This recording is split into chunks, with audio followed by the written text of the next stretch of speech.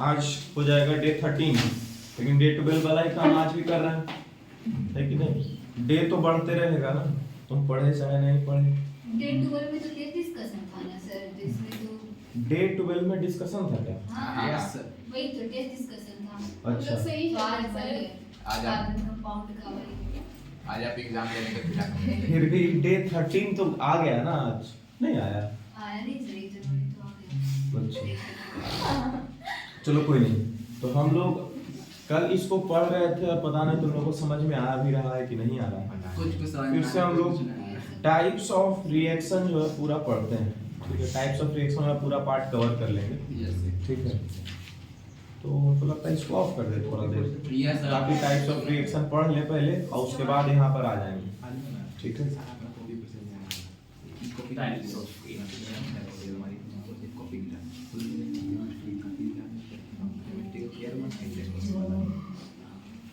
Light पीछे वो वाला लाइट जला दो। बैक आगे भी दोनों जलाओ, दोनों जलाओ। ठीक, इसको भी ओपन कर लें।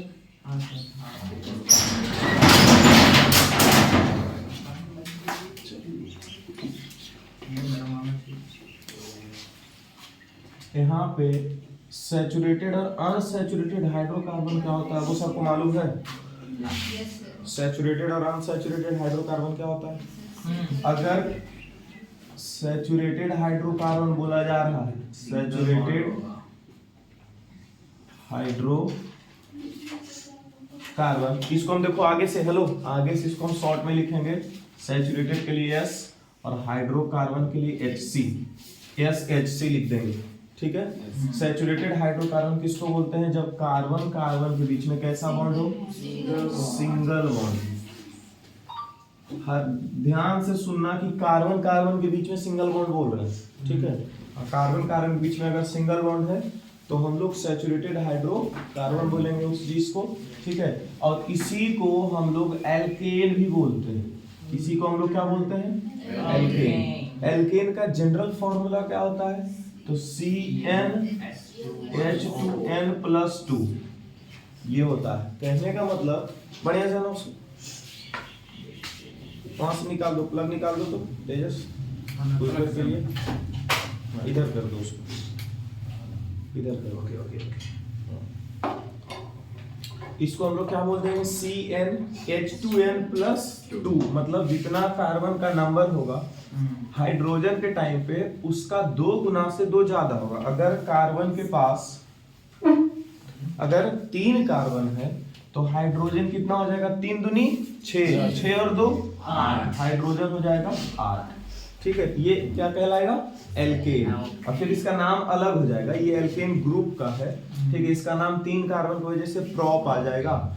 और उसके बाद सिंगल बॉन्ड इसके बीच में, क्योंकि एल्केन बोल रहे थे तो प्रॉप के लास्ट में एन लगा देंगे, प्रोपेन हो जाएगा, ठीक है? यहाँ तक ठीक है। उसके बाद फिर आता है अनसैचुरेटेड हाइड्रोकार्बन। इसके बाद क्या आता है जी? अनसैचुरेटेड हाइड्रोकार्बन, ठीक है? तो यहाँ पर जो है इसको हम शॉर्ट में आगे से US मतलब अनसैचुरेटेड, HC हाइड्रोकार्बन लिखने वाले होंगे, ध्यान रखना, ठीक है? यहाँ पर किसी भी एक पेयर कार्बन के पास डबल बॉन्ड होगा, ठीक है? तो इसको हम लोग यहाँ पर क्या लिख रहे हैं? Double bond. तो इसको हम लोग एल्केन अब नहीं बोल करके एल्कीन बोलेंगे, ENE लगा देते हैं। ये लास्ट में क्या है? ANE, वैसे लास्ट में पर क्या लगता है? ENE, डबल बॉन्ड है तो। अच्छा, सैचुरेटेड हाइड्रोकार्बन में एक तो ये हुआ अनसैचुरेटेड है, और दूसरा अनसैचुरेटेड हाइड्रोकार्बन में एक चीज और होता है कि किसी भी एक पेयर कार्बन के पास ट्रिपल बॉन्ड हो। यहाँ पर कैसा बॉन्ड दिखाई दे रहा है? ट्रिपल बॉन्ड हो, ठीक है? और इसी चीज को हम लोग क्या बोलते हैं? एल्काइन बोलते हैं, ठीक है? ये दोनों अनसैचुरेटेड के अंदर ही आएगा, एल्काइन बोलते हैं, ठीक है? अच्छा, इसका जनरल फॉर्मूला की अगर बात करें तो CnH2n होगा। यहाँ पे CnH2n+2 था ना? यहाँ CnH2n मतलब अगर जो C3 है तो H6 होगा, मतलब सिर्फ 2 गुना जाएगा, ठीक है? यहाँ अगर बात करें जनरल फॉर्मूला का तो CnH2n -2 हो जाएगा। मतलब अगर जो C3 है तो हाइड्रोजन 2 दूनी 4, 4 में से 2 गया तो 2 हो गया।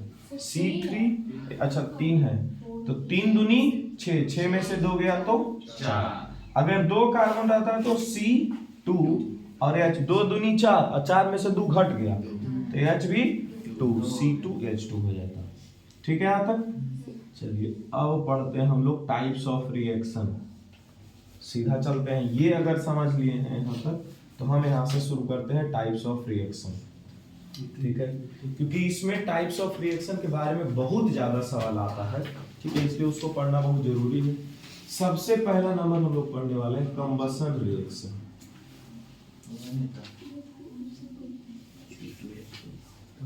कंबसन रिएक्शन C2 मतलब जो किसी भी हाइड्रोकार्बन में, किसी भी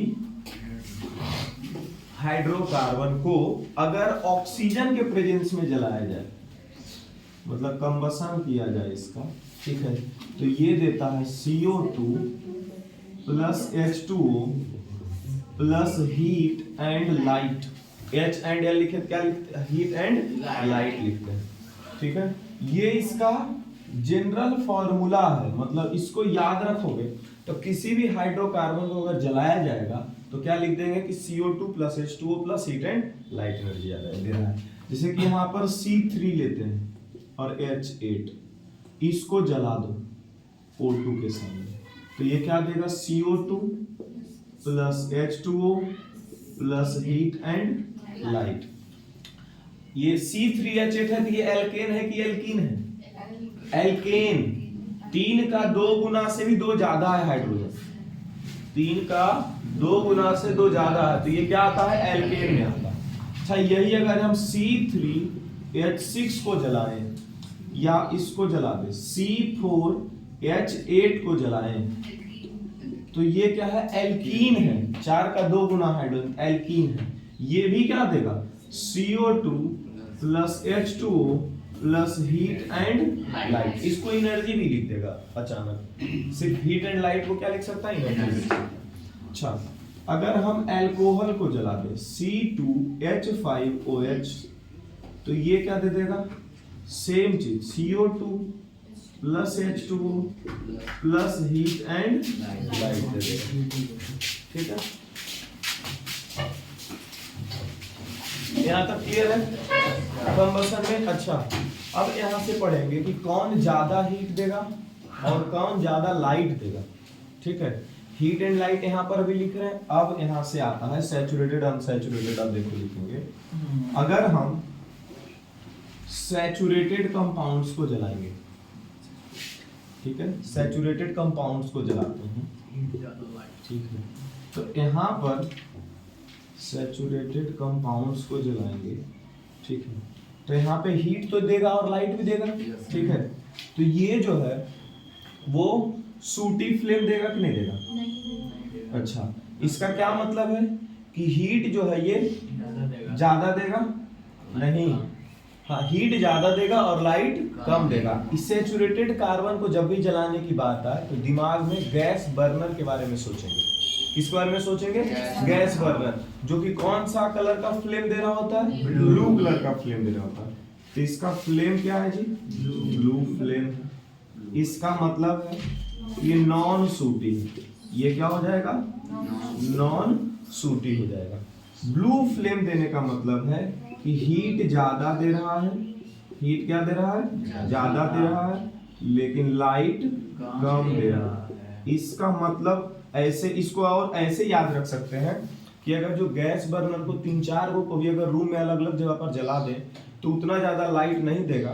ठीक है, लेकिन अगर जो 2 कैंडल बस जला दें तो उससे ज्यादा लाइट देगा। तो लाइट जो है नॉन अनसैचुरेटेड हाइड्रोकार्बन जो होगा वो ज्यादा दे रहा होगा, लेकिन हीट जो है सैचुरेटेड हाइड्रोकार्बन ज्यादा।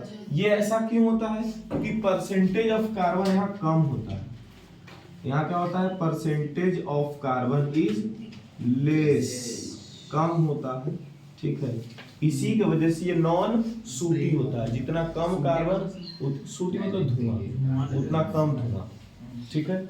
लेकिन सफिशिएंट अमाउंट ऑफ ऑक्सीजन मिलना चाहिए तब, सफिशिएंट अमाउंट ऑफ ऑक्सीजन रहे तब, ये नहीं कि ऑक्सीजन का अमाउंट कम रहेगा तो भी उतना ही मिल जाएगा, ठीक है। अब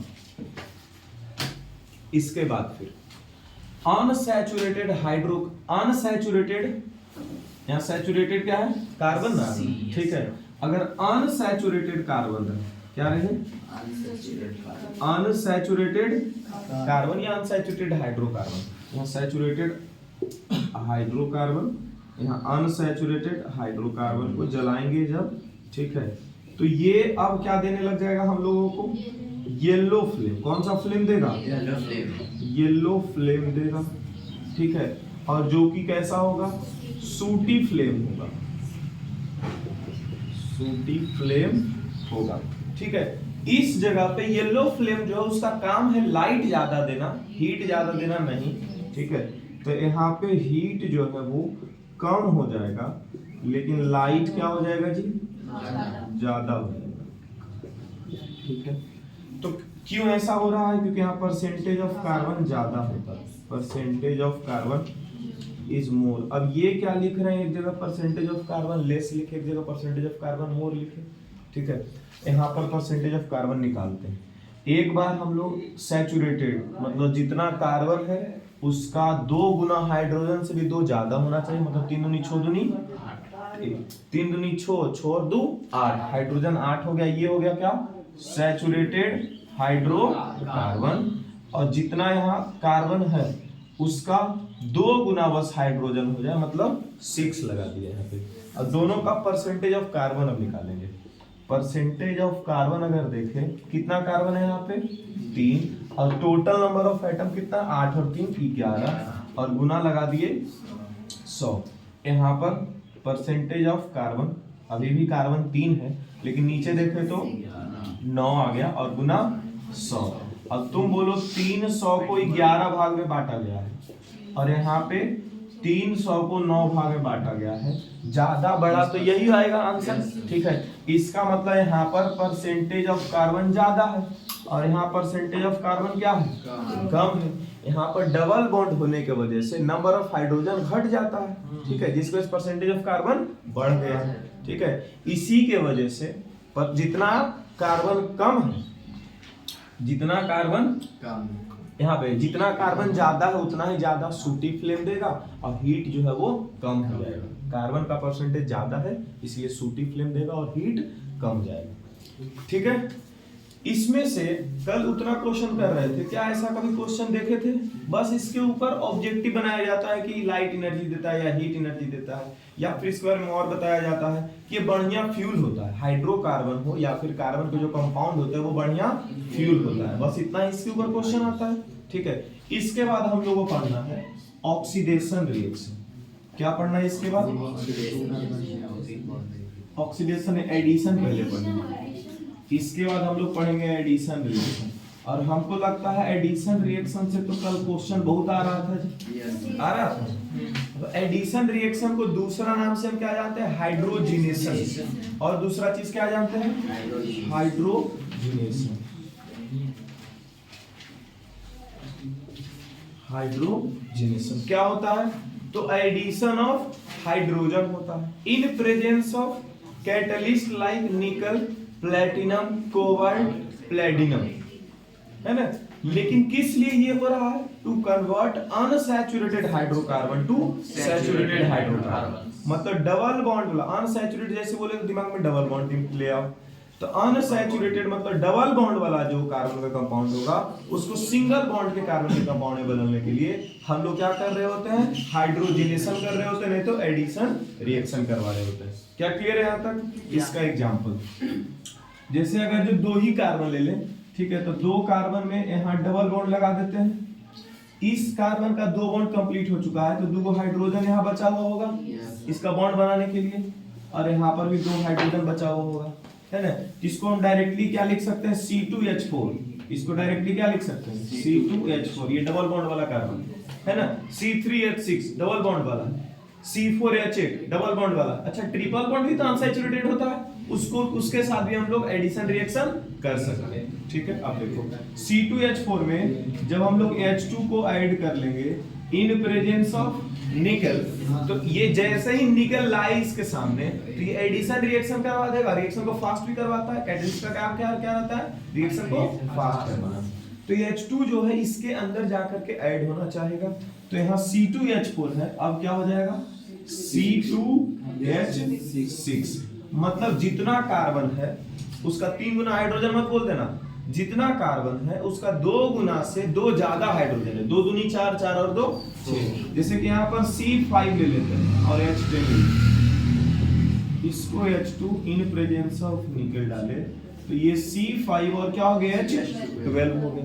ठीक है, समझ में आ रहा है। अच्छा, ये हाइड्रोजन के जगह पर हम लोग ब्रोमीन को भी ऐड कर सकते हैं, कोई दिक्कत नहीं। यहाँ पे देखो जैसे C5H10 है, इसका एग्जांपल देखो ऐसे 2 3 4 2 4 5 और एक वो कार्बन पे डबल बॉन्ड आ जाए तो ये क्या हो गया, डबल बॉन्ड वाला मतलब अनसैचुरेटेड हो गया। अच्छा, कार्बन कितना है यहाँ पे 3, इस कार्बन का 3 बॉन्ड कंप्लीट है, 1 2 और 1 3, तो हाइड्रोजन एक ही लगेगा यहाँ पे। इस कार्बन का 2 बॉन्ड कंप्लीट है तो हाइड्रोजन 2 आ जाएगा आएगा। इसमें अगर जो तुम H2 ऐड कर दो इन प्रेजेंस ऑफ निकल, ठीक है, तो ये क्या करेगा, ये बॉन्ड जो है यहाँ का हटा देगा। अब जैसे ये बॉन्ड टूटा तो इसको जो है इस कार्बन को, अगर इस कार्बन का ये वाला बॉन्ड हट जाएगा तो अब तो इसके पास 3 ही बॉन्ड रह गया, चौथा बॉन्ड हाइड्रोजन आएगा यहाँ पर एक। ठीक है, और इस कार्बन पे भी 1 2 3 ही बॉन्ड रह गया, चौथा बॉन्ड के लिए कौन आ जाएगा फिर से हाइड्रोजन। तो यहाँ दोनों जगह ऐड हो जाएगा जिसकी वजह से यहाँ पर बॉन्ड हट जाएगा, तो टोटल नंबर ऑफ का यहाँ पर हाइड्रोजन 2 बढ़ जाएगा कि नहीं बढ़ जाएगा। ठीक है, तो एल्केन में जितना हाइड्रोजन, एल्कीन में जितना हाइड्रोजन होता है उससे 2 हाइड्रोजन ज्यादा किसमें होता है, एल्केन में होता है। ठीक है, बस यही चीज हो रहा है यहाँ पर डबल बॉन्ड दिखा है। अब ये जब निकल आया तो फिर से इसी चीज को बनाएंगे, 1 2 3 4 5, यहाँ पे हाइड्रोजन 2 क्या हो जाएगा, बढ़ जाएगा, क्योंकि डबल बॉन्ड देखो यहाँ से हट गया, डबल बॉन्ड जो था यहाँ से हट गया। अच्छा, ब्रोमीन भी अगर रहता है, अगर यहाँ पर H2 की जगह क्या रहता ब्रोमीन, तो एक ब्रोमीन यहाँ पर ऐड करवा देते एक्स्ट्रा और एक ब्रोमीन इधर ऐड करवा देते, कंप्लीट हो जाता। तो हाइड्रोजिनेशन रिएक्शन या फिर एडिशन रिएक्शन हम लोग किस लिए कर रहे होते हैं, तो अनसैचुरेटेड हाइड्रोकार्बन को कन्वर्ट करते हैं किसमें, सैचुरेटेड हाइड्रोकार्बन में। कैसे कन्वर्ट करते हैं, तो H2 जोड़ करके इन प्रेजेंस ऑफ कैटलिस्ट, कौन कौन, तो निकल, कोबाल्ट, प्लेटिनम तो तुम्हारे बुक में भी नहीं होगा। ठीक है, ये पूरा ऐसे याद रखना, ये शॉर्ट में इसका पूरा। अच्छा, और एक चीज तो ये था इसका एप्लीकेशन कि अनसैचुरेटेड को सैचुरेटेड में कन्वर्ट करते हैं। इसी का एप्लीकेशन क्या है, वेजिटेबल ऑयल को वेजिटेबल घी में कन्वर्ट करना। किसको, वेजिटेबल ऑयल को किस में कन्वर्ट कर देता है, वेजिटेबल घी में। वेजिटेबल ऑयल को वेजिटेबल घी में कन्वर्ट कर, इसका मतलब ये कैसा था, डबल बॉन्ड वाला, और ये कैसा है, सिंगल बॉन्ड वाला। क्लियर है यहाँ तक। अच्छा, इसका एक एप्लीकेशन था to check the nature of the hydrocarbon. क्या एप्लीकेशन था, check the nature of hydrocarbon. ये क्या हम लिखे हैं, नेचर मतलब कि डबल बॉन्ड वाला कंपाउंड है हमारे पास कि सिंगल बॉन्ड वाला हमारे पास कंपाउंड है। कैसे चेक करते हैं, ब्रोमीन वाटर टेस्ट। कैसे चेक करते हैं, ब्रोमीन, ये क्वेश्चन अभी तक तो नहीं आया है ब्रोमीन वाटर टेस्ट का, लेकिन आ जाए तो फिर बहुत अच्छा बात है। ठीक है, कभी तो आएगा ब्रोमीन वाटर टेस्ट। कल भी इसके बारे में बता रहे थे, ब्रोमीन वाटर टेस्ट क्या है। क्या बता रहे थे कि ब्रोमीन का कलर ब्राउन होता है, उसमें पानी में मिला करके रखे रहते हैं सॉल्यूशन, एक ब्राउन कलर का सॉल्यूशन हमारे पास है। इधर 2 सॉल्यूशन अलग अलग टेस्ट ट्यूब में रखे हुए हैं। ठीक है, सॉल्यूशन ए और सॉल्यूशन बी, दोनों में से कोई एक अनसैचुरेटेड है और कोई सैचुरेटेड है। ठीक है, लेकिन हमको पता नहीं कि कौन क्या है, तो इसमें वो वाला सॉल्यूशन, पहला सॉल्यूशन डाले, रिएक्शन अगर नहीं हुआ, रिएक्शन अगर नहीं होगा तो कलर चेंज नहीं होगा। अच्छा, रिएक्शन किसका नहीं होगा, सैचुरेटेड वालों का, क्योंकि रिएक्शन यहाँ पे अनसैचुरेटेड वालों का होता है। किसका होता है? अनसैचुरेटेड वालों का। तो अनसैचुरेटेड अगर नहीं होगा तो रिएक्शन नहीं होगा। मतलब कौन है फिर? ये सैचुरेटेड वाला था, इसीलिए रिएक्शन नहीं हुआ था, तो ब्राउन का ब्राउन ही रह गया होगा। तो जो टेस्ट ट्यूब हम पकड़े थे शुरुआत में वो कौन सा हो गया? सैचुरेटेड। अब बाद वाला फिर डाले इसमें, तो जो ब्राउन कलर का ब्रोमीन था वो अब कलरलेस में कन्वर्ट हो गया। इसका क्या मतलब है कि अनसैचुरेटेड से अब सैचुरेटेड में कन्वर्ट हो गया होगा, इसी के वजह से कलर चेंज दिखाया। तो फिर हम लोग समझ गए कि दूसरा वाला जो टेस्ट ट्यूब था उसमें सैचुरेटेड हाइड्रोकार्बन्स के सॉल्यूशन थे। क्लियर है क्या? यहां तक वो ऑक्सीडेशन रिएक्शन कंप्लीट। अब इसमें याद कैसे कैसे रखना है, तो जैसे ही H2 को जोड़ने की बात करें इन प्रेजेंस ऑफ कैटलिस्ट, H2 एक ही जगह जुड़ रहा होगा इस चैप्टर में, ठीक है। जैसे H2 का जोड़ने की बात करें, दिमाग में लाना है हाइड्रोजिनेशन, दिमाग में लाना है वेजिटेबल ऑयल से वेजिटेबल घी, ठीक है, और दिमाग में लाना है अनसैचुरेटेड कंपाउंड से सैचुरेटेड कंपाउंड। ये सब बात लेकर के आ जाना है। कैटलिस्ट के नाम पर जैसे ही बोले तुमको ये निकल है या प्लेटिनम है या फिर कोबाल्ट है, तो फिर भी दिमाग में यही वाला पार्ट लेना है, ठीक है। क्योंकि पूरा एग्जैक्ट तुमको ये नहीं लिख करके दे देगा कि ऐसा है तो बताओ क्या होगा, ऐसा उम्मीद नहीं रखो। ये कल जो क्वेश्चन देख रहे थे उसमें पता चल रहा था कि उटपटांग सा कुछ भी लिखता है, ठीक है, उससे हम लोग क्लू ढूंढ करके और फिर आंसर तक पहुंचना होता है। क्या सही है? यहां तक मिटा दें।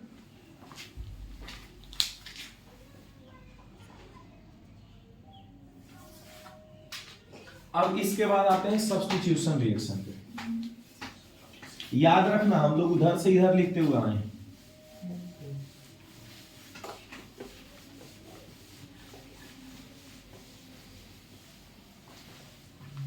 तुम उस टाइम था पुष्कर जब ये पढ़ा रहे थे तो चला था?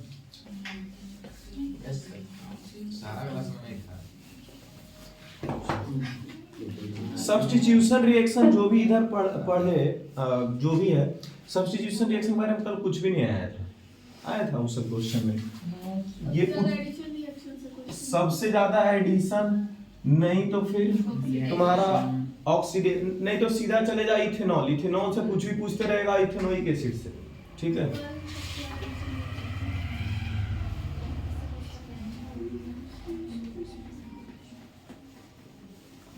सब्स्टिट्यूशन रिएक्शन, सब्स्टिट्यूशन रिएक्शन मतलब क्या समझ रहे हो? यहाँ पर एडिशन था, मतलब सीधा हाइड्रोजन जाकर के चिपक जा रहा है बगल में, ठीक है। यहाँ सब्स्टिट्यूशन है, मतलब कि किसी एक को बाहर करेगा और बाहर से किसी एक को अंदर कर देगा, ये होता है सब्स्टिट्यूशन। कबड्डी का गेम अगर देखे होगे, ठीक है, तो सब्स्टिट्यूट वगैरह प्लेयर होता है, ठीक है, कि अंदर में 7 प्लेयर खेल रहा है और इधर एक प्लेयर को अंदर करना है, तो क्या 8 प्लेयर हो जाएगा? वहां पे नहीं, वहां से एक प्लेयर को बाहर कर देगा। यही है तुम्हारा सब्स्टिट्यूशन, ठीक है क्या? चलिए अब यहां से एक एग्जांपल के तौर पे देखते हैं। CH4 के साथ हम लोग किसका सब्स्टिट्यूट करते हैं जी? क्लोरीन का। किसका सब्स्टिट्यूट करेंगे? क्लोरीन का। तो यहाँ पे देखो क्या होगा, यहाँ पर क्लोरीन तो तुमको 2 दिख रहा होगा। अरे क्लोरीन कितना दिख रहा है यहाँ पे? 2। यहाँ एक क्लोरीन यहाँ पे जाएगा, जिसके बदले में यहाँ का एक हाइड्रोजन निकल करके इधर चला आएगा। क्या क्लियर है यहाँ तक? एक ही क्लोरीन जाएगा और उसके बदले एक ही हाइड्रोजन यहाँ से निकल के बाहर आएगा। समझ गए? तो अब यहाँ देखो क्या होगा, क्लोरीन हाइड्रोजन 4 था अब 3 हो गया और एक क्लोरीन यहाँ पर आके लग जाएगा। अच्छा, यहाँ से एक हाइड्रोजन निकला था उसको यहाँ लिख दो और यहाँ का एक क्लोरीन बचा था उसको यहाँ लिख दो। हो गया CH4 plus Cl2 give CH3Cl plus HCl। सबसे हाँ, बीच में जो है ये सनलाइट नहीं तो फिर क्या, अल्ट्रावायलेट रेज लिखा हुआ रहेगा, ठीक है। In presence of ultraviolet rays ये सब हो रहा होगा। अच्छा, एक बार में एक ही क्लोरीन को हम लोग ऐड कर सकते हैं, एक ही क्लोरीन को हम लोग वहां पर दे सकते हैं और एक हाइड्रोजन को बदले में रिप्लेस करेगा। इसके बारे में लिखा जाता है 1 chlorine replaces 1 hydrogen at a time. इसमें क्या लिखा जाता है? 1 chlorine replaces 1 hydrogen at a time. अच्छा, अब अगर यहाँ पर CH3Cl है, ठीक है, तो फिर यहाँ पे Cl2 लगा दिए, यहाँ पर UV रेज डाल दिए। UV मतलब सनलाइट भी बोल सकते हैं यहाँ पे, ठीक है। यहाँ पे और क्या बोल सकते हैं? सनलाइट लिख देते, नहीं तो तुम लोग UV करते रहोगे, सनलाइट, ठीक है। यहाँ पर देखो क्या हो जाएगा, CH अच्छा 3 हाइड्रोजन है, एक हाइड्रोजन निकल जाएगा, अब बदली में एक क्लोरीन आ जाएगा, ठीक है। तो एक हाइड्रोजन निकला तो कितना हाइड्रोजन 2 और क्लोरीन कितना 2। अब फिर यहाँ का एक हाइड्रोजन बच के इधर आया और यहाँ का एक क्लोरीन बचा HCl। क्लोरीन एक ही होगा ना, कहाँ पे? दो होगा। यहाँ पर एक क्लोरीन पहले था जी और एक क्लोरीन और आया, तो टोटल कितना क्लोरीन हो गया 2। ऐसे ही बढ़ते जाएगा देखो क्लोरीन। अब CH2 Cl2 और प्लस फिर क्या आ गया Cl2 अल्ट्रा वायलेट, यहाँ पे CH एक हाइड्रोजन निकल गया, अब क्लोरीन एक एक्स्ट्रा आ जाएगा CH Cl3 और प्लस क्या हो जाएगा फिर से HC। ये किसका फॉर्मूला है जी? क्लोरोफॉर्म का। किसका फॉर्मूला है? उस टाइम बताया थे एनेस्थीसिया के बारे में बता रहे थे एक दिन, याद है तुम लोग? Yes sir. एनेस्थीसिया वगैरह के बारे में बताया था कि इस्तेमाल होता था बहुत पुराने जमाने में उसके रूप में, ठीक है। लेकिन इसका डोज वगैरह फिक्स नहीं था, जिसके कारण खास करके अल्कोहल वगैरह जो आदमी ड्रिंक करता है, अगर उस आदमी के ऊपर दिया जाए तो ये उतना ज्यादा असरदार नहीं होता है। अगर अंदाजे दिया जाता था, पूछ करके दिया जाता था कि आप शराब वगैरह तो नहीं पीते, तो वो आदमी बोल देगा कि नहीं पीते हैं।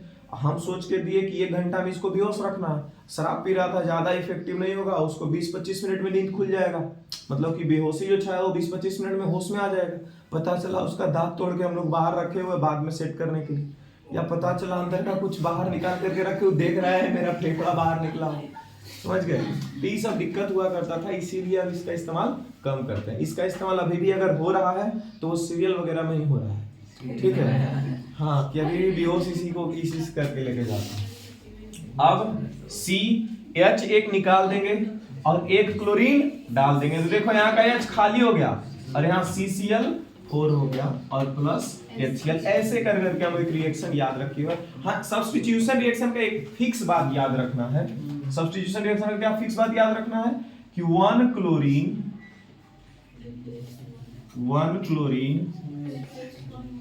replaces 1 hydrogen at a time. अब इसके बाद आता है इथेनॉल, इसके बाद क्या आता है इथेनॉल। लेकिन आप लोगों को इथेनॉल का जो बेसिक प्रॉपर्टी है, मेल्टिंग पॉइंट, बॉइलिंग पॉइंट, कैसा स्मेल कर रहा है, ठीक है, ये इथेनॉल को हम लोग सॉल्वेंट के रूप में भी जानते हैं। वाटर यूनिवर्सल सॉल्वेंट होता है, इथेनॉल भी एक बढ़िया सॉल्वेंट है। और किसके लिए सॉल्वेंट है? पानी में तो किसी भी प्रोपोर्शन में मिल जाता है, ठीक है, इथेनॉल। लेकिन ये बढ़िया सॉल्वेंट है कार्बन के कंपाउंड्स के लिए। कार्बन कंपाउंड को आराम से वो घोल सकता है, जैसे पानी किसी भी आयनिक कंपाउंड्स को घोल सकता है, वैसे ही इथेनॉल किसी भी कोवैलेंट कंपाउंड्स को घोल सकता है या फिर कार्बन के कंपाउंड्स को घोल सकता है, उसके अंदर वो क्षमता होता है, ठीक है। तो ये सब जो भी पार्ट है वो तुम लोग देख लेना। इथेनॉल जो है वो लीथल है ड्रिंक करना, ठीक है। प्योर इथेनॉल या प्योर मेथनॉल भी लीथल है, मतलब जानलेवा है, ठीक है। जो दुकान वगैरह में दिखता है इथेनॉल या मिथेनॉल, ठीक है, इस सब में जानबूझ करके मिला दिया जाता है कॉपर सल्फेट ब्लू कलर का, जिसकी वजह से दिखे कि ये कुछ अलग सा चीज है जिसके कारण लोग उसको नहीं पिए। नहीं तो शराबी का कोई ठीक नहीं है, ठीक है, वो मेडिकल का शॉप पर से जाकर के स्पिरिट भी पी जाएगा, समझ के। इसीलिए वो सब ब्लू कलर में रख दिया जाता है, ठीक है। उस सब का जो प्रिजर्वेशन है वो किसी और कलर में कर दिया जाएगा, नहीं तो फिर उसके ऊपर ही कुछ वैसा एक और डाल देगा पॉइजनस कि तुम उसको यूज ना कर सको, ठीक है। फिलहाल सब्स्टिट्यूशन के बाद क्या आ गया तुम्हारा इथेनॉल। इथेनॉल का पहला रिएक्शन, हम लोग खाली रिएक्शन पढ़ रहे हैं। इथेनॉल का पहला रिएक्शन था ऑक्सीडेशन रिएक्शन। पहला रिएक्शन क्या था जी? Oxidation reaction. सर ये इथेनॉल पॉइजनस है, फिर मिथेनॉल? मिथेनॉल पॉइजनस है। इथेनॉल भी अगर जो ज्यादा मात्रा में पिया जाए प्योर इथेनॉल तो वो भी पॉइजनस हो जाएगा, जिसको तुम लोग नीट जानते हो, मूवी वगैरह में बोला जाता है कि नीट पी लिया। Yes sir. सुने हो कभी ये वर्ड? नहीं सुने हो? ठीक है, नीट उसी चीज को बोलते हैं जिसमें वाटर का परसेंटेज बहुत ही कम मिला हो रहा है। हम लोग के घर में जो आ रहा होता है, ठीक है, जो बॉटल वगैरह इधर बाजार में बिकता है उसमें वाटर ऐड करके दिया जाता है, उसके बाद भी जब उसको घर में ला करके पिया जाता है उसमें और भी वाटर मिलाया जाता है, समझ गए। हाँ 2:1 का प्रोपोर्शन वगैरह लगा करके और वो आदमी अपना अपना डिपेंडेंसी पे उसको यूज करता है, ठीक है। नहीं तो मूवी वगैरह में तो इतना तक दिखा दिया जाता है कि बॉटल उठाया और सीधा मुंह में लगाया और हाथ पूरा पीछे करके पूरा बॉटल ऐसे करते गट गट गट पूरा पी लिया, मतलब मर जाएगा वैसे आदमी, समझ गए। वैसे नहीं पिया जा सकता है। आज के 8-10 साल बाद तुम लोग अगर मन करे कि वैसा सीन दोहराए तो ये काम कभी मत करना, समझ गए। हाँ मूवी से देख करके वैसा सब नहीं अप्लाई करना चाहिए।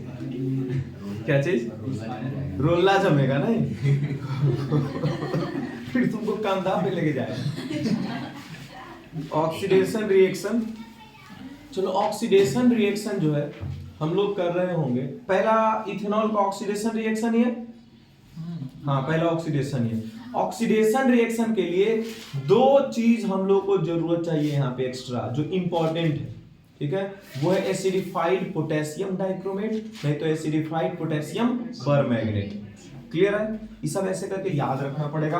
अच्छा इथेनॉल का फॉर्मूला, अच्छा इथेनॉल को और क्या बोलते हैं, इथाइल अल्कोहल बोलते हैं। क्या बोलते हैं जी, और एक नाम से बुलाया जाता है इसको इथेनॉल को सिंपली अल्कोहल भी हम लोग सीधा लिख देते हैं, ठीक है। ये 3 नाम है इसका, इथेनॉल, इथाइल अल्कोहल, नहीं तो अल्कोहल, ठीक है। इसका नाम अल्कोहल, अच्छा अल्कोहल तो एक क्या है तुम्हारा फंक्शनल ग्रुप है, लेकिन इसको सोचो इतना ज्यादा इंपॉर्टेंस दिया कि सीधा C2H5OH को हम लोग अल्कोहल बोलने लग गए।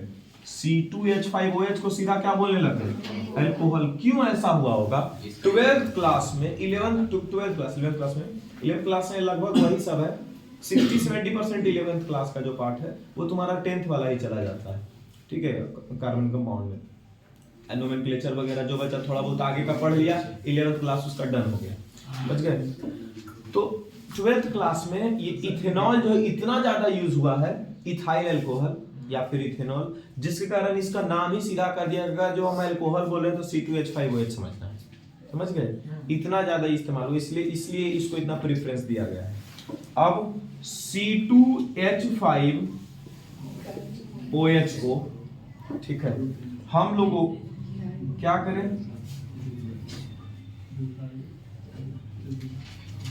C2, अच्छा इसके बारे में पहले ये लिख देते हैं।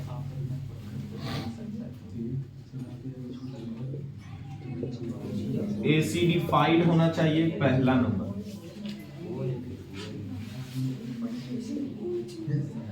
पोटेशियम डाइक्रोमेट या पोटेशियम परमैंगनेट।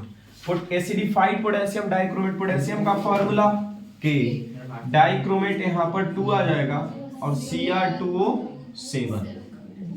पोटेशियम परमैंगनेट का फॉर्मूला KMnO4। पहला बार आप लोग पोटेशियम परमैंगनेट का फॉर्मूला क्लास 9th में पढ़े होंगे, चैप्टर नंबर 1 में ही, जो एक्टिविटी जो है कलर चेंज वाला, बाल्टी, ई बाल्टी, सू बाल्टी, बाल्टी, तीसरा बाल्टी, ऐसे करके 10 बाल्टी पानी ट्रांसफर करते रहता है। तो उसमें दो पार्ट हम लोग कॉपर सल्फेट जिसको ब्लू विट्रोल जानते हैं, और पोटेशियम परमैंगनेट जो कि पर्पल कलर का हुआ था, समझ गए। तो ऐसे करके कलर चेंज देखते तो 10वां बाल्टी में भी थोड़ा बहुत कलर दिखता था, है ना, जबकि पहला बाल्टी का बस 10% पानी सेकंड बाल्टी में डाला करते थे, और ऐसे करके 10 बाल्टी यूज हुआ था। और लास्ट वाला बाल्टी में भी एकदम लाइट पर्पल जो है वो दिख रहा था, जिसको हम लोग बोल रहे थे कि बहुत ही छोटे-छोटे आइटम से बना हुआ रहता है, समझ गए। ऐसा एक एक्टिविटी था। छोड़िए, अब इधर आते हैं, है कि नहीं। तो वहीं पर पहला बार ये चीज लिखा होगा, पोटेशियम परमैंगनेट कौन सा कलर का होता है, पर्पल कलर का। याद नहीं रखना है, बस ऐसे ही बता रहे हैं, ठीक है। अब इसका ऑक्सीडेशन रिएक्शन करवाते हैं। किसका ऑक्सीडेशन रिएक्शन होता है जी, इथेनॉल का। ऑक्सीडेशन रिएक्शन किसका होगा, इथेनॉल का। C2H5OH, इसको हम लोग क्या करवाएंगे, तो या तो KMnO4 से पास करवा देंगे या फिर K2Cr2O7 से पास करवा देंगे, ठीक है। जिसके वजह से ये देखो क्या होगा, हेलो क्या होना है, ऑक्सीडेशन। ऑक्सीडेशन मतलब addition of oxygen, addition of oxygen. तो या तो इसका ऑक्सीजन ये ले लेगा नहीं तो इसका ऑक्सीजन ले लेगा। इसके पास पहले से कितना ऑक्सीजन है? एक। ऑक्सीडेशन करवाना है, बस 2 ऑक्सीजन दे दो। अब 2 ऑक्सीजन किसके पास होता है? कौन सा फंक्शनल ग्रुप में? ये याद करो। 2 ऑक्सीजन कौन सा फंक्शनल ग्रुप में होता है? कार्बोक्सिलिक एसिड में। कार्बोक्सिलिक एसिड 2 कार्बन के कंपाउंड है, अगर जो कार्बन कितना है यहाँ पे?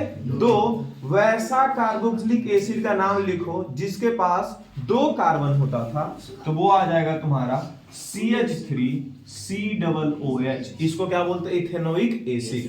क्या बोलते हैं? Ethanoic acid. तो देखो ट्रांसफर कहां से कहां हुआ? इथेनॉल से। ये क्या था? इथेनॉल। और ये क्या है? Ethanoic acid. तो इस सबका फॉर्मूला एकदम बढ़िया से याद रखना पड़ेगा ना। इथेनॉल से कहां ट्रांसफर हो गया? Ethanoic acid. या फिर बोला जाए कि अल्कोहल से हम लोग क्या बना रहे हैं? एसिड बना रहे हैं। अल्कोहल से एसिड बना रहे हैं, या फिर ऐसा एसिड बना रहे हैं जिसको हम 5-8% पानी में ऐड करते हैं तो विनेगर बन जाता है। एक ऐसा एसिड बनाना है जिसको 5-8% पानी में मिला दें तो वो क्या बन जाएगा? विनेगर बन जाएगा। तो वो कौन सा एसिड है? Ethanoic acid. इसी का दूसरा नाम एसेटिक एसिड है। इसी का दूसरा नाम क्या है जी? एसेटिक एसिड भी है। ठीक है, तो ऐसा जब बोले कि एसेटिक एसिड बना रहे हैं, 5-8% जैसे लिखा दिमाग में यही जाना चाहिए। या फिर विनेगर का बारे में बोल रहा है, दिमाग में ये जाना चाहिए। ठीक है, और ये बनेगा कहां से? C2H5OH से। उसके लिए जो एजेंट है, उस एजेंट का नाम क्या रखना है? तो ये 2 है, दोनों में से कोई भी एक। और ये जरूरी नहीं है, दोनों में से कोई भी एक पूछ भी सकता है, तुमको कोई भी एक लिख देना है। तो ये क्या है? पोटेशियम पर मैग्नेट, MnO4 है, मैग्नेट। ठीक है, और पोटेशियम डाइक्रोमेट यहाँ पर Cr आया ना, क्रोमियम। ठीक है, तो डाइक्रोमेट यहाँ हुआ। यहाँ तक क्लियर है क्या? ऑक्सीडेशन रिएक्शन तक। ठीक है, अगला क्या, कौन सा रिएक्शन है इसी का? अगला है डिहाइड्रेशन। अगला क्या है जी? डिहाइड्रेशन। इसको रोमन में लिखें। डिहाइड्रेशन बोल रहे हैं, इसका क्या मतलब है? पानी निकालने वाला होगा। और पानी निकालने का काम कौन करेगा? H2SO4, sulphuric acid. ठीक है, यहां पर लिखते हैं डिहाइड्रेशन।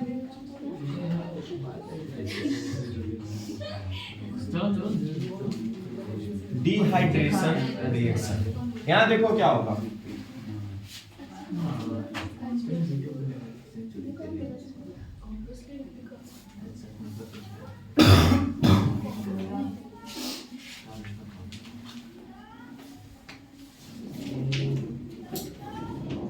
H2SO4 के साथ हम लोग क्या दे देंगे? हीट दे देंगे 443 केल्विन का। ये याद रखना। चलो, H2SO4 के साथ साथ क्या देंगे? इसको हीट देंगे 443 केल्विन का। H2SO4 अक्षय कुमार जो कि क्या करेगा? पानी निकालेगा। इसको अपने को क्या? अपने को तो सिर्फ पानी निकालना, ऐसा बोलता है वो। अरे मूवी भी देखो, उसी से रिलेट करेंगे ना, अभी नहीं देखना है। चलो यहाँ देखो क्या बन गया। ये एक हाइड्रोजन यहाँ से निकला, एक ऑक्सीजन यहाँ से निकला। ठीक है, 2 हाइड्रोजन H2O निकालना है हम लोग को। क्या निकालना है? H2O।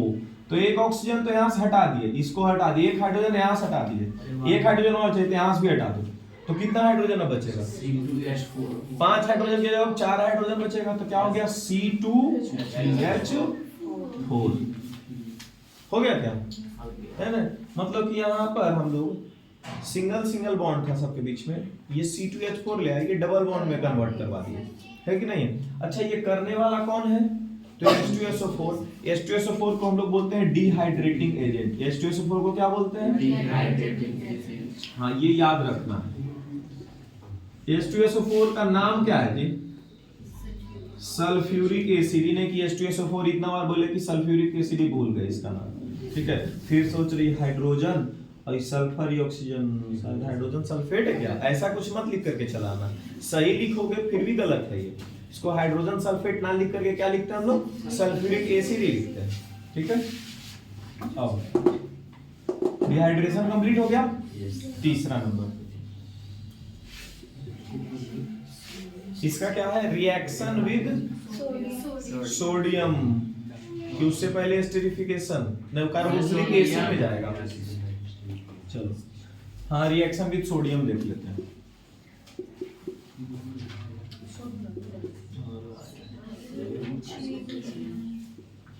ठीक है रिएक्शन विद सोडियम में हम लोग क्या कर रहे होंगे C2H5OH का रिएक्शन हम किसके साथ करवाएंगे सोडियम के साथ। यहां पर देखो क्या करेगा सोडियम यहाँ एक मेटल है ठीक है ये हाइड्रोजन लास्ट वाला पार्ट है इसको बस हटा देगा और ये जो सोडियम है इसके साथ आकर के ऐड हो जाएगा। देखो ये क्या हो जाएगा C2H5O यहां तक डन है और ये Na इसमें आके लग जाएगा और क्या बच गया वहां पे हाइड्रोजन यहाँ पे आ गया H2। अच्छा इसके बारे में देखो कल एक सवाल कैसा आया था ठीक है कि सोडियम का एक कंपाउंड के साथ जब रिएक्शन करवाए सोडियम का एक कंपाउंड के साथ जब रिएक्शन करवाए ठीक है तो दूसरा कंपाउंड दिया और तो और एक और सब्सटेंस दिया जिसको हम लोग हाइड्रोजिनेशन में इस्तेमाल करते हैं। अब सोचो हाइड्रोजिनेशन में इस्तेमाल करते हैं कौन सा H2 हाइड्रोजिनेशन में किसका इस्तेमाल करते हैं H2 का। तो यह याद करना है कि अच्छा H2 किसमें बन रहा है सोच रहा है कैसे क्वेश्चन पूछ दिया था समझ गए। अब फिर उसका भी रिएक्शन पूछ रहा था हाइड्रोजिनेशन में भी H2 का एक रिएक्शन बताओ समझ गए 1 से 2 2 से 3 ऐसे ही चला गया था ये समझ गए। तो यहाँ से हाइड्रोजिनेशन में किसका इस्तेमाल करते हैं तो हाइड्रोजन का इस्तेमाल करते हैं ठीक है। हाइड्रोजन कहाँ निकल रहा है तो यहाँ इथेनॉल के साथ सोडियम का रिएक्ट करते हैं बोल दिया था सोडियम के साथ रिएक्ट कर रहे हैं तो एक ऐसा बन रहा है जिसको हम हाइड्रोजिनेशन में इस्तेमाल करते हैं। क्या यहाँ तक क्लियर है ये हो गया रिएक्शन विद सोडियम। और भी कुछ छूटा क्या देख लो तो हाँ अच्छा इसका कंबसन 4 ही था क्या इसमें ठीक तो इसका कंबसन जो है कंबसन रिएक्शन में ही देख लिए फिर से देख लो इसका कंबसन इसी का कंबसन इसका कंबसन मतलब C2H5OH को हम लोग ऑक्सीजन के प्रेजेंस में जला देंगे तो ये क्या बना देगा CO2 plus H2O plus heat and light. Clear है ये कौन हो गया इथेनॉल डन हो गया। अब आते हैं इथेनोइक एसिड।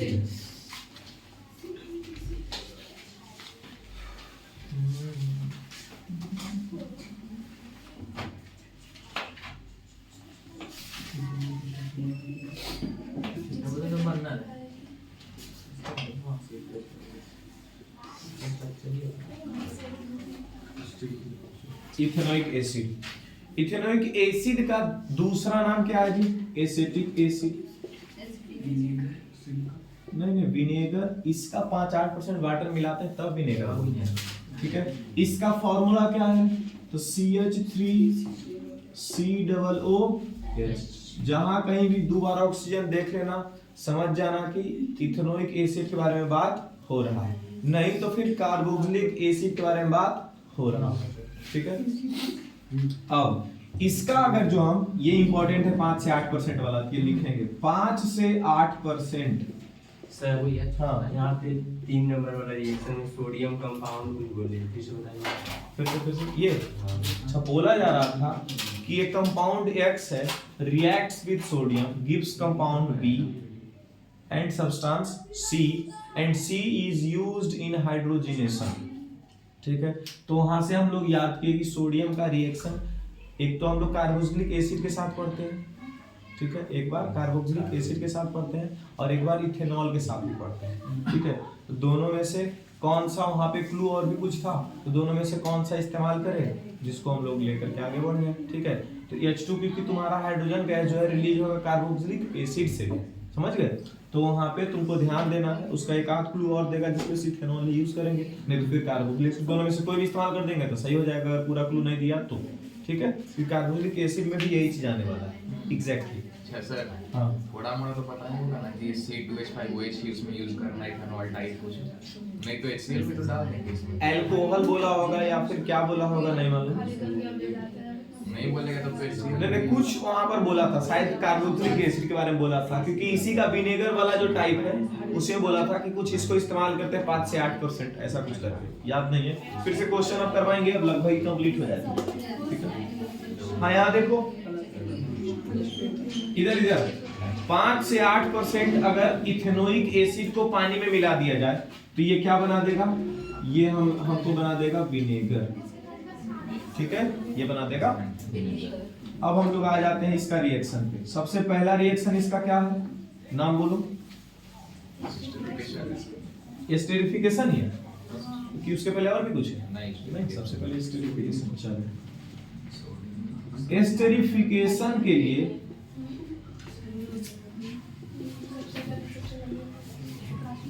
अच्छा, इसमें अगर इंपॉर्टेंस की बात की जाए, समझ गए, इसमें इंपॉर्टेंस की बात की जाए तो जो हम लोग पहले कंबसन पढ़े थे उसमें बहुत छोटा सा पार्ट ये ऑक्सीडेशन वाला इंपॉर्टेंट, इधर सब इथेनॉल से जो भी आ रहा है सब इंपॉर्टेंट है, लेकिन उसमें भी अगर देखा जाए तो ऑक्सीडेशन रिएक्शन सबसे ज्यादा, डिहाइड्रेशन भी ठीक ठाक, इसलिए इसको 2 स्टार दे रहे हैं।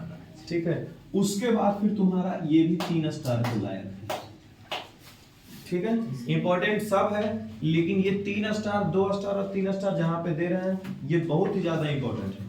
ठीक है, एस्टेरिफिकेशन, एस्टर बनाने का जो हम लोग प्रोसेस करेंगे उसी चीज को हम लोग एस्टेरिफिकेशन बोलते हैं। अच्छा, एस्टर बनता कैसे है, इथेनॉल और कार्बोक्सिलिक एसिड को मिला करके इन प्रेजेंस ऑफ H2SO4 हीट दिया जाएगा, लेकिन हम लोग को हीट देना नहीं है, हम लोग को क्या करना है, H2SO4 के प्रेजेंस में, देखो H2SO4 इस चैप्टर में 2 बार इस्तेमाल हो रहा है, एक बार डिहाइड्रेशन, एक बार किस लिए, डिहाइड्रेशन के लिए, मतलब पानी निकालने के लिए, एक बार H2SO4 इस्तेमाल हो रहा है एस्टर बनाने के लिए। ठीक है, तो यहाँ पर क्या लिखते हैं, अल्कोहल और प्लस इथेनोइक एसिड, ये क्या दे देगा हम लोगों को, एस्टर और प्लस वाटर।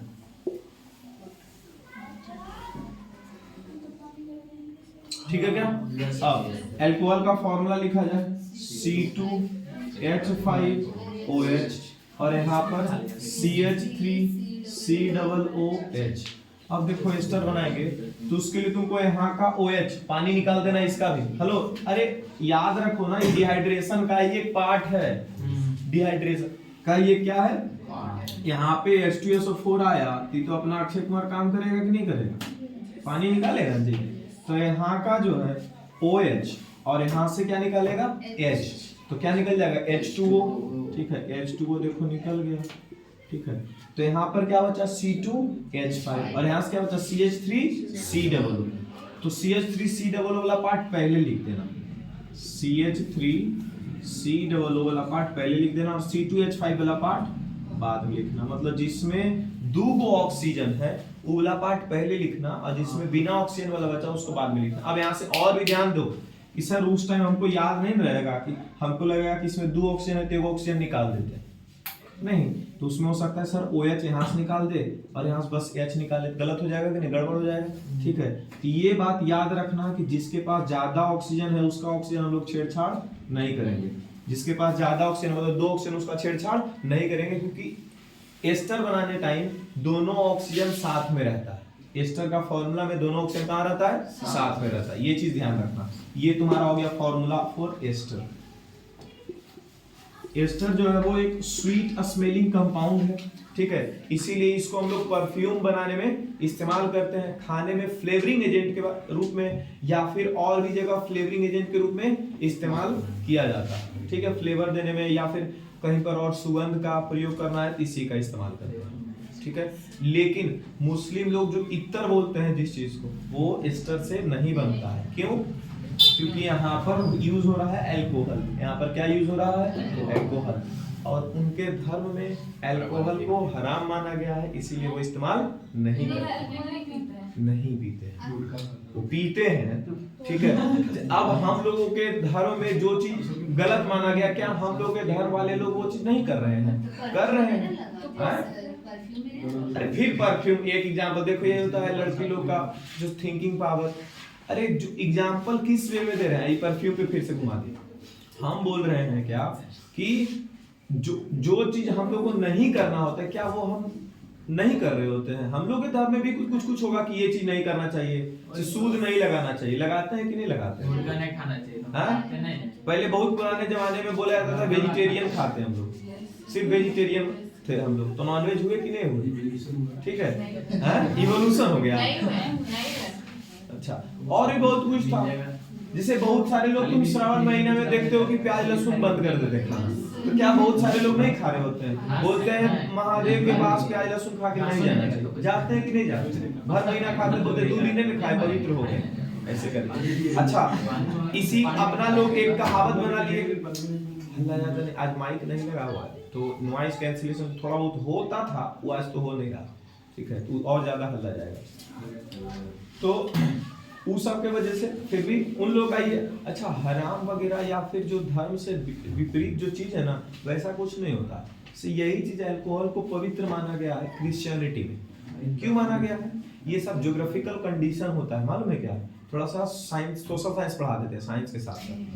देखो क्या होता है वहाँ पे, जब मालूम है ये चीज, वो लोग ठंडा जगह पर रहता है। हाँ, वो लोग ठंडा जगह पे रहता है, ठीक है। यूरोप में क्रिश्चियनिटी का ये शुरुआत हुआ है, ठीक है। यूरोप बहुत ठंडा जगह, इसलिए वहां पर शराब को पवित्र माना गया कि गर्मी देगा वो, ठीक है। अच्छा, अरब कंट्रीज में मुस्लिम लोग थे और अरब कंट्री में गर्मी ज्यादा होता है, वहां शराब पिएगा तो उस गर्मी को झेल नहीं पाएगा, इसलिए वहां शराब को हराम मान लिया गया।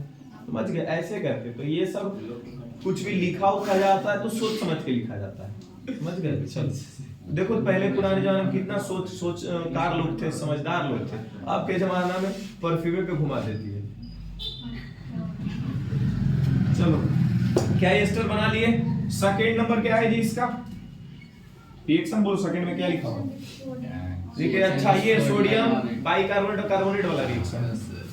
अच्छा, तो रिएक्शन विद, यहां देखो किसका रिएक्शन हम लोग को देखना है। Hello, CH3COO। अच्छा, एक जगह नाम हम लिखने के लिए छोड़ दिए यहाँ पर, इसका नाम क्या है? फिर से हम हिमांशु से पूछेंगे। Sodium ethoxide. चलो, याद है आज, सोडियम इथोक्साइड, इसका नाम है सोडियम इथोक्साइड। यहाँ पे अब अच्छा, सोडियम इथोक्साइड कब आता है हिमांशु? याद रखना, जब हाइड्रोजन, ये सोडियम का रिएक्शन अल्कोहल से हो तभी इथोक्साइड। अरे अल्कोहल ही, इथेनॉल, अल्कोहल सब यहाँ लिख दिए, तीनों एक ही है, ठीक है। यहाँ अल्कोहल, अभी कुछ देर पहले बता रहे थे कि अल्कोहल क्यों इसका नाम दे दिया गया था, ठीक है। यहाँ पे इस जब वही रिएक्शन, सोडियम का रिएक्शन जब हम लोग एसिड के साथ कर रहे हैं, ठीक है, एसिटिक एसिड या फिर इथेनोइक एसिड, तो इसी का नाम सोडियम एसीटेट नहीं तो सोडियम इथेनोएट हो जाएगा, ठीक है। अब यहाँ पर देखो, इसका रिएक्शन हम लोग किसके साथ कर रहे हैं? प्लस Na, 3 बार एक ही बार 3 निपटाएंगे, प्लस Na2SO4, Na2CO3, Na2CO3 और प्लस NaHCO3। किसके किसके साथ? देखो यहाँ रिएक्शन किसका है, हम लोग पढ़ क्या रहे हैं? इथेनोइक एसिड, मतलब इथेनोइक एसिड का रिएक्शन एक बार सोडियम के साथ, इथेनोइक एसिड का रिएक्शन सोडियम कार्बोनेट के साथ, और इथेनोइक एसिड का रिएक्शन सोडियम हाइड्रोजन कार्बोनेट के साथ, ठीक है। तो सोडियम के साथ यहाँ का H बस हटा दो और Na लगा दो, तो यहाँ क्या आ गया? CH3COONA, और बचेगा क्या यहाँ से? H2, ठीक है क्या? तो इसको हम लोग क्या बोलेंगे? Sodium ethanoate. अच्छा, यहाँ पर देखो, एसिड है, ठीक है, इसके साथ कार्बोनेट, मेटल कार्बोनेट का रिएक्शन है, एसिड के साथ मेटल कार्बोनेट का रिएक्शन, तो साल्ट देगा, कार्बन डाइऑक्साइड देगा और वाटर देगा। तो साल्ट तो फिर से वही रहेगा, सोडियम जो है H को हटा करके आ जाएगा, सेम यही वाला CH3COONA, और कार्बोनेट है तो CO2 और प्लस H2O। ये भी मेटल कार्बोनेट हो या मेटल हाइड्रोजन कार्बोनेट हो, कार्बन डाइऑक्साइड प्लस वाटर ही देगा। तो सोडियम जो है फिर से वही चीज, हाइड्रोजन को बस हटाएगा, CH3COONA और प्लस CO2 और प्लस H2O। डन हो गया। अच्छा, इसका जो नाम है, या फिर ये तीनों तो सेम ही है ना जी, एक जगह बस नाम लिख देते हैं, क्या है? सोडियम इथेनोएट या फिर सोडियम एसीटेट। ठीक है, अच्छा यहाँ पर बस एक छोटा सा पार्ट बचा है कि इसका रिएक्शन बेस के साथ करेंगे तो क्या होगा। इसका रिएक्शन बेस के साथ करेंगे तो क्या होगा। तीसरा दूगो हो गया, तीसरा नंबर रिएक्शन विद बेस। ठीक है, मतलब CH3COOH का रिएक्शन अगर हम NaOH के साथ कर दें तो क्या हो जाएगा। Na फिर से यहां पर चला जाएगा। ठीक है, क्या हो जाएगा CH3COONA और प्लस क्या हो जाएगा H2O। Acid plus base, salt plus water. इसका नाम फिर से क्या है, सोडियम इथेनोएट बोलेंगे, नहीं तो फिर सोडियम एसीटेट बोलेंगे।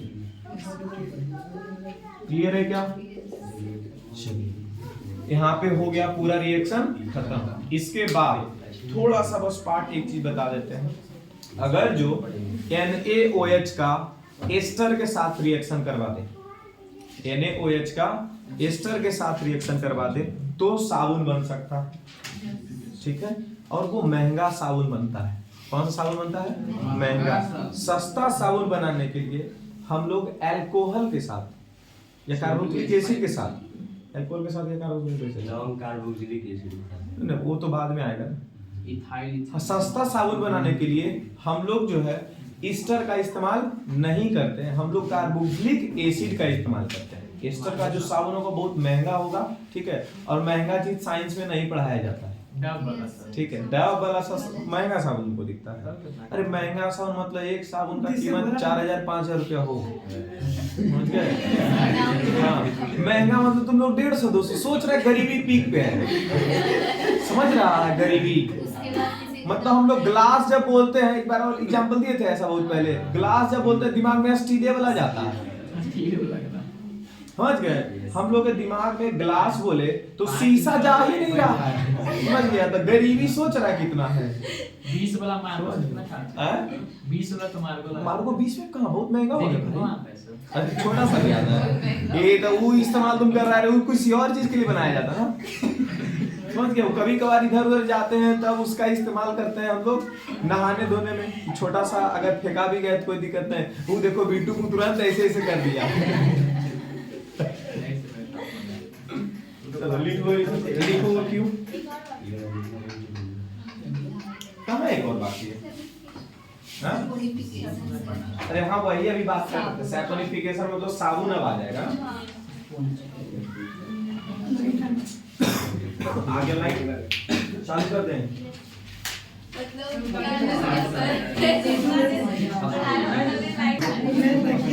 अब इधर देखो, चौथा रिएक्शन क्या है। तीसरा रिएक्शन था ना ये बेस के साथ रिएक्शन, चौथा था सैपोनिफिकेशन। चौथा क्या था जी, सैपोनिफिकेशन। हाइड्रोलिसिस ऑफ एस्टर को हम लोग सैपोनिफिकेशन बोलते हैं। वीक एसिड और प्लस स्ट्रॉन्ग बेस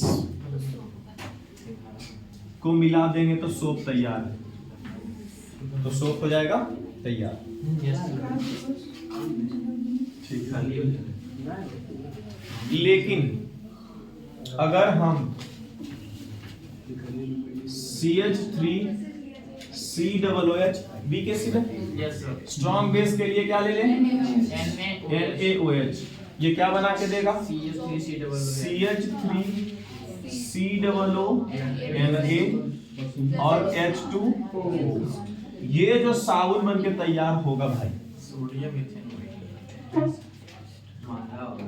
यही महंगा होगा। अभी ईस्टर वाला महंगा बता रहे है ना। एसिड वाला जो वीक एसिड वाला साबुन होगा वो क्या हो जाएगा, महंगा, और ईस्टर वाला साबुन हो जाएगा सस्ता। ठीक है, हाँ अभी हम नोट्स में देखें तो वही, ठीक है, हम उल्टा बोल दिए कि ईस्टर वाला जो साबुन होगा वो क्या हो जाएगा, सस्ता हो जाएगा, और ये वाला, हाँ ये वाला जो है वो महंगा है। अब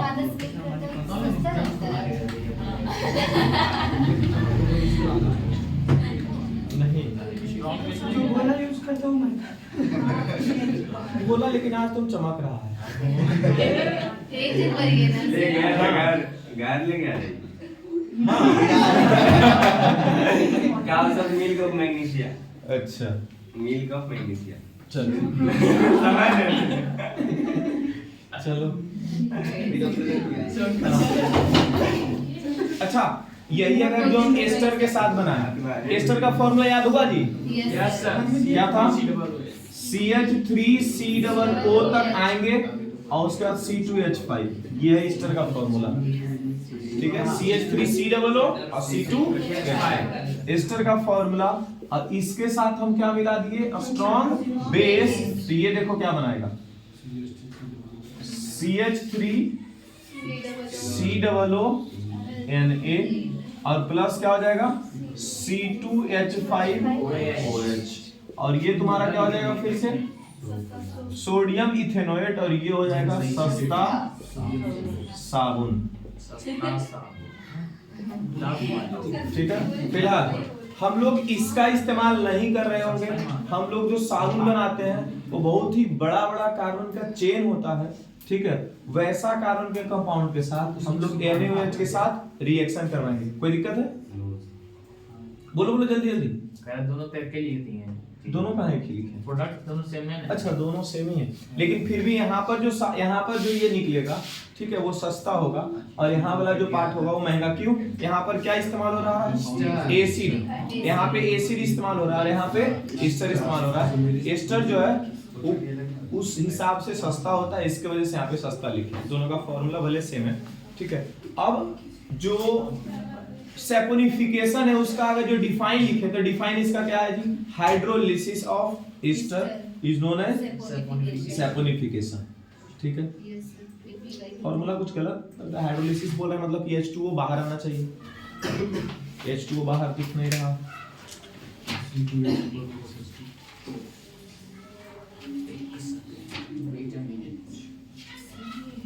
सही saponification is the hydrolysis of ester to form soap molecules. तो सैपोनिफिकेशन किसको हम लोग बोल रहे हैं? Hydrolysis of ester to form soap molecules is known as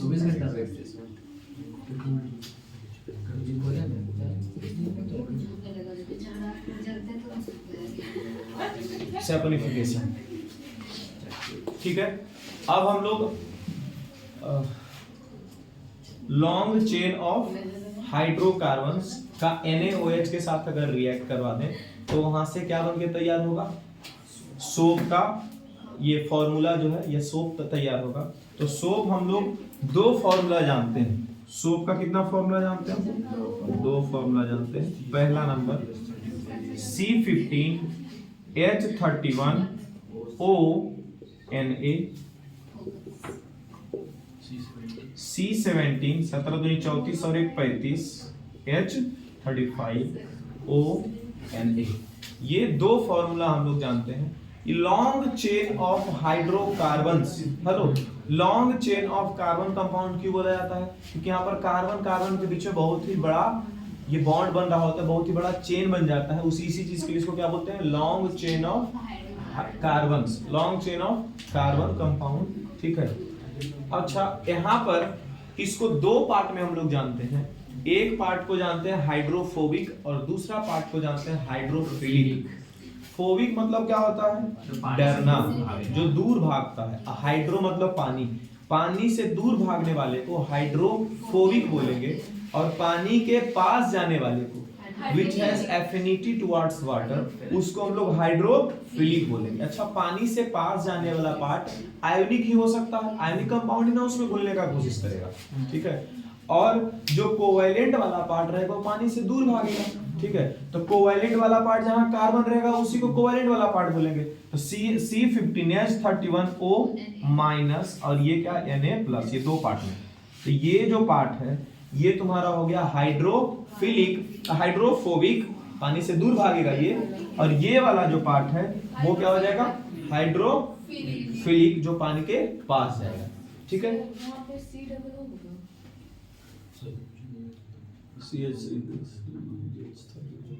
हाँ COO होता है ना जी यहाँ पे, हाँ O माइनस RCOO माइनस सी भी होगा C15H31 COO माइनस। अच्छा एक बार और C आ जाता है,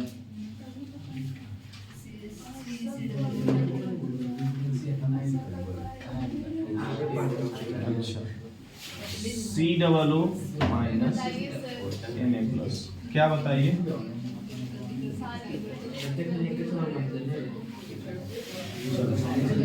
दोनों फॉर्मूला सेम है। नहीं C17H35, बस कार्बन यहाँ ज्यादा बढ़ जाता है, ठीक है। अब यहाँ पे दो पार्ट हम लोग को पढ़ना है, हाइड्रोफोबिक और हाइड्रोफिलिक। हाइड्रोफोबिक इसका क्या मतलब है, नॉन पोलर। इसको क्या बोलेंगे, नॉन पोलर। नॉन पोलर मतलब जो पानी से दूर भागता है, ठीक है। हाइड्रोफोबिक मतलब पानी से दूर भागना। अच्छा ये काम किसका होगा जी, कोवेलेंट वाले का। और कोवेलेंट वाला जो पार्ट है वो कौन है, C15H31 COO माइनस, ठीक है। इसको और क्या लिखा जाएगा, RCOO माइनस, ऐसे करके लिखा जाता है। R मतलब लॉन्ग चेन ऑफ कार्बन को हम लोग R से रिप्रेजेंट करते हैं, कार्बन का चेन को R से रिप्रेजेंट करते हैं, और फिर COO माइनस। तो ये तुम्हारा क्या होगा, हाइड्रोफोबिक पार्ट। और एक और हो जाएगा तुम्हारा हाइड्रोफिलिक। इसका मतलब क्या है, पोलर, जो पानी से दूर नहीं, पानी से प्यार करेगा, पानी के पास रहना चाहता है, ठीक है। ये क्या हो जाएगा तुम्हारा Na प्लस वाला पार्ट, जो आयोनिक पार्ट, पोलर पार्ट बोलो या फिर आयोनिक पार्ट बोलो। जिसमें कार्बन अब का ज्यादा वो नंबर वो हाइड्रोफोबिक।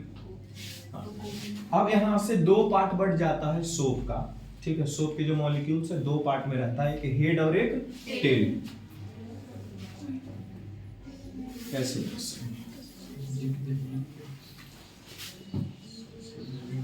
ये देखो क्या है जी, ये टेल है और यहाँ पर एक कार्बन, दो कार्बन, तीन कार्बन, चार कार्बन, पांच कार्बन, छह कार्बन, सात कार्बन, आठ कार्बन, ऐसे।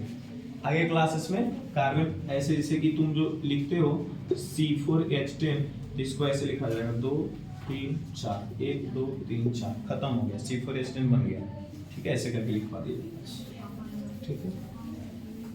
अच्छा तो ये कार्बन के इधर चेन है, ये क्या है तुम्हारा, कार्बन का चेन, मतलब ये RCOO माइनस वाला पार्ट है, और ये क्या है Na प्लस।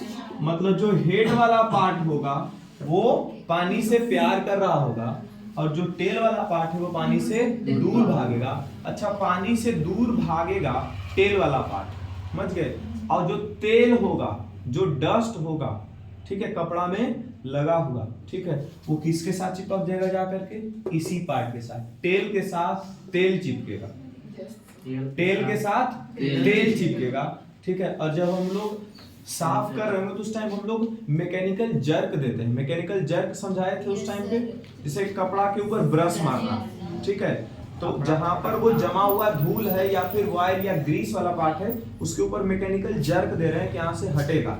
या फिर हम लोग कपड़ा को सुखाने से पहले ऐसे कर करके उसको झाड़ते हैं, या फिर कपड़ा को मैकेनिकल जर्क ऐसे करके निचोड़ते भी हैं, ठीक है। वॉशिंग मशीन में जब देते हैं तो उसको मैकेनिकल जर्क ऐसे सर्कुलर मोशन में घुमा करके दिया जाता है, ऐसे करके, समझ गए। और लास्ट में कपड़ा को क्या कर देता है, निचोड़ दिया जाता है। जब कपड़ा को निचोड़ेंगे तो पानी बाहर जाएगा। अरे सुनो, पानी कहाँ जाएगा, बाहर। अब पानी से प्यार कौन करता है, हेड वाला पार्ट।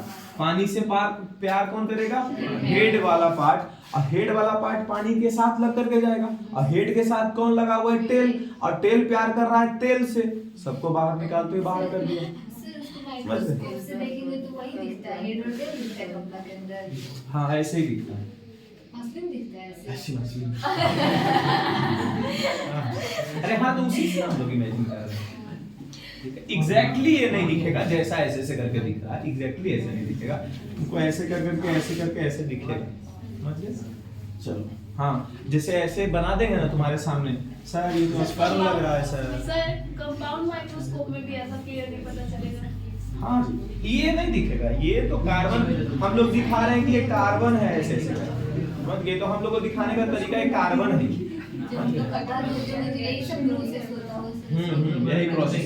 एक बार कपड़ा जा करके धो लो और पूरा याद करो क्या क्या हुआ। सुनो फिर सुनो, इसमें ज्यादा कुछ नहीं है, इसमें ज्यादा कुछ है नहीं। इसका फॉर्मूला अगर याद रखें तो RCOO- कार्बन वाला पार्ट है। कार्बन वाला पार्ट मतलब पानी से प्यार नहीं करता होगा, तो पानी से प्यार करने वाला दूसरा पार्ट होगा जो कि आयोनिक पार्ट बोल रहे हैं Na+, ठीक है। अब हेड वाला पार्ट जो पानी से प्यार कर रहा होगा, ठीक है, तो वो पानी के साथ रहेगा, ठीक है। पानी से प्यार कौन नहीं कर रहा है? टेल, ठीक है। और टेल जो है कहाँ चिपके जा करके?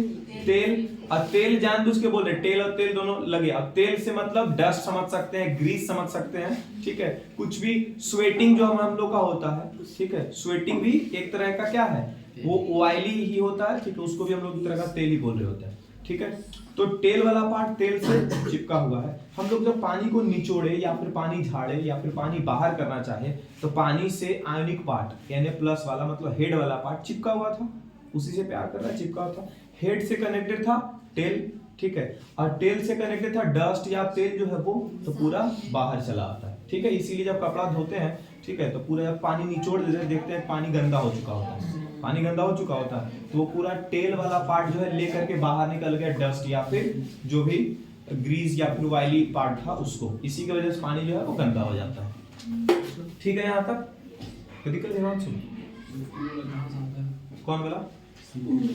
सी। ये तो रिएक्शन देखेगा भाई अगले साल नहीं। इसे यहाँ पर तुम्हारा, यहाँ पर देखो ना कितना एक कार्बन का यहाँ पर दिख रहा है, यहाँ पर कितना कार्बन दिख रहा है? एक कार्बन और कार्बोक्सिलिक एसिड, ठीक है। यहीं पर CH3 ना लेकर के C15 और H31 वाला पार्ट लेकर के बहुत बड़ा जो हम लोग एसिड वगैरह के साथ रिएक्ट करवा करके एस्टर ला रहे होंगे, ठीक है। अरे हाँ हाँ, यही फॉर्मूला है, ठीक है। ये वाला पार्ट बोल रहे एस्टर जो है, अगर जो हम यहाँ पर जो कार्बोक्सिलिक एसिड यहाँ पर लगाए थे, कार्बोक्सिलिक एसिड नहीं, एसिटिक एसिड जो लगाए थे, ठीक है, या फिर कौन सा था ये इथेनोइक एसिड, इसके जगह पर हम लोग 15 कार्बन का जो बड़ा बड़ा एसिड वाला जो चेन होगा, क्या हुआ? कार्बोक्सिलिक एसिड हम बोले उसके वजह से COOH आ रहा था, उसके वजह से फंक्शनल ग्रुप कार्बोक्सिलिक एसिड, उसके वजह से बोल रहे हैं, ठीक है।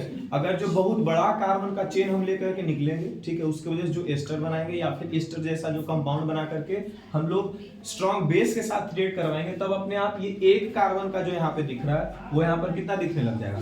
15 कार्बन या 17 कार्बन का दिखने लग जाएगा, ठीक है। तो ये हो गया लॉन्ग चेन ऑफ कार्बन, ठीक है। यहाँ तक क्लियर है? अच्छा, इसका एक पार्ट है मिसेल फॉर्मेशन। इसका एक पार्ट क्या है? Micelle formation. तो वो देख लेते हैं, वो देखो तुम लोग को अब बेहतर समझ में आ जाएगा।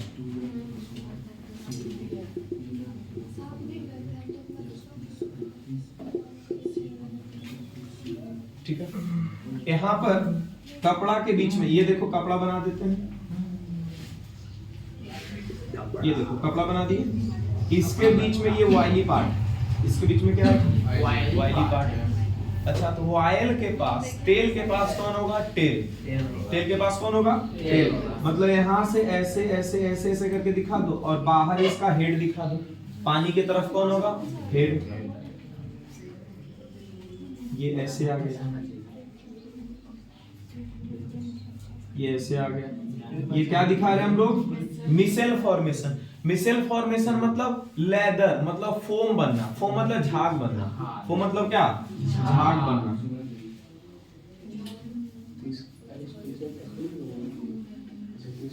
ये ठीक है क्या? ये क्या हो गया? अस्कम अभी नहीं बोलेंगे,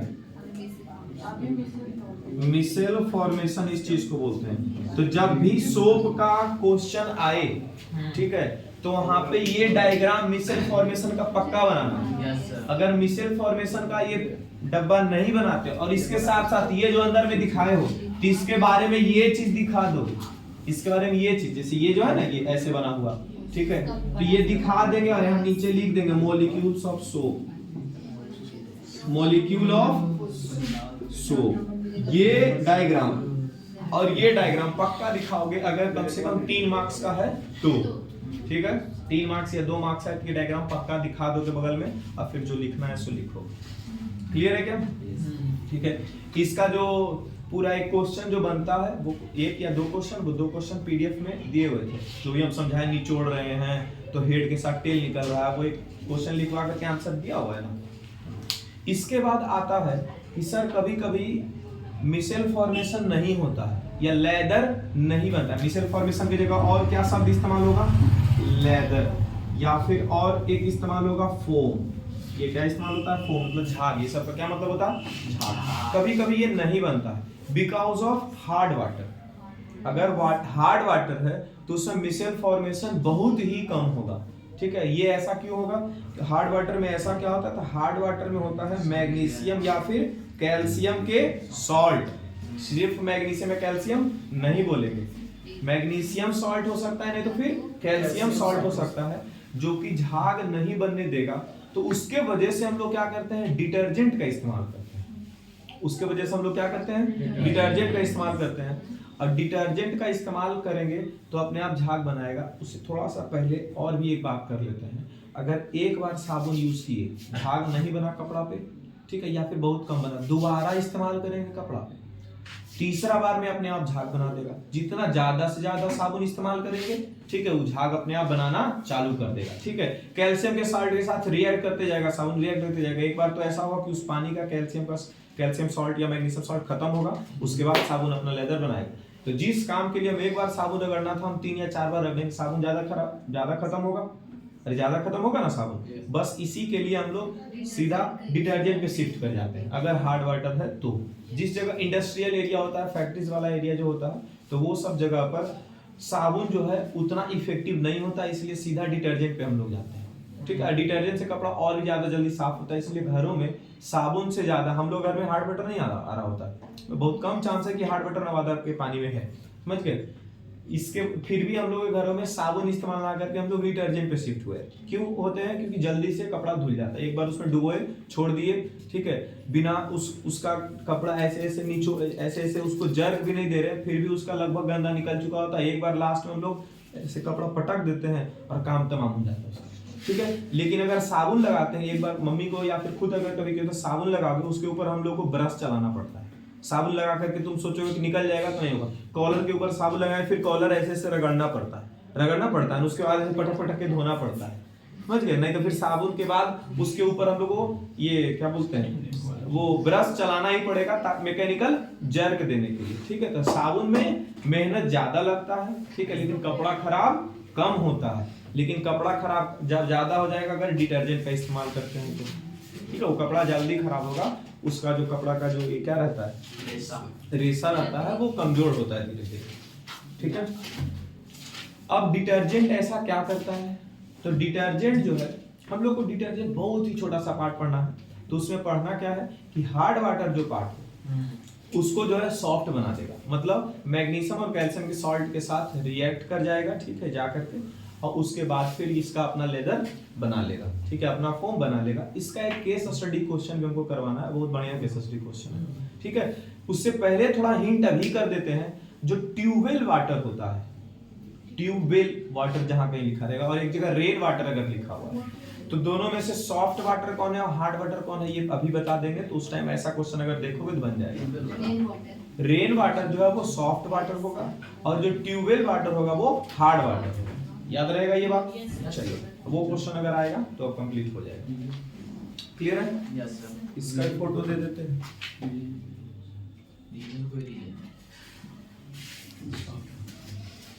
कट जा रहा है ऊपर वाला, कट हो गया तो